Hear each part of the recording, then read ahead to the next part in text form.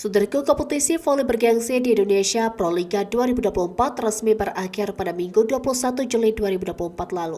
Megawati Hagasri yang memperkuat tim Jakarta Band akhirnya berhasil mewujudkan mimpinya meraih gelar juara pertama di Pro Liga 2024. Sejak ikut serta di Pro Liga pada tahun 2017, Megawati belum pernah merasakan manisnya trofi juara.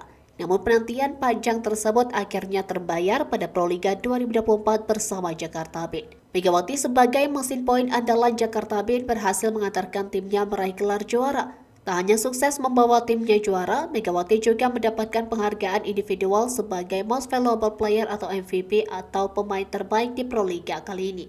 Setelah menyelesaikan misinya di Pro Liga, Megawati akan segera memulai musim barunya bersama Respak di Liga Voli Korea Selatan 2024-2025 tanpa jeda liburan.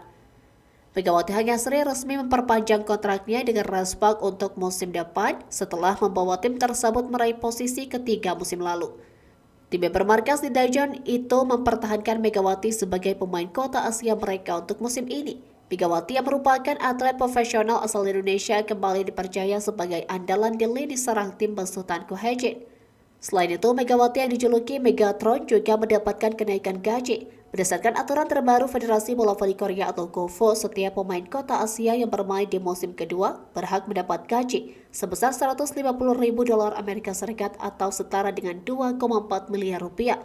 Liga Voli Korea Selatan 2024-2025 dijadwalkan akan dimulai pada 19 Oktober mendatang.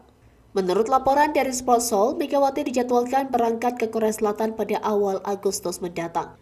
Dengan jadwal yang begitu padat, Megawati tidak memiliki banyak waktu istirahat karena liga bergengsi di Korea tersebut akan berlangsung bulan depan. Sementara itu, rekan-rekan Megawati di Respak tengah menjalani kompetisi pramusim di Shanghai, China.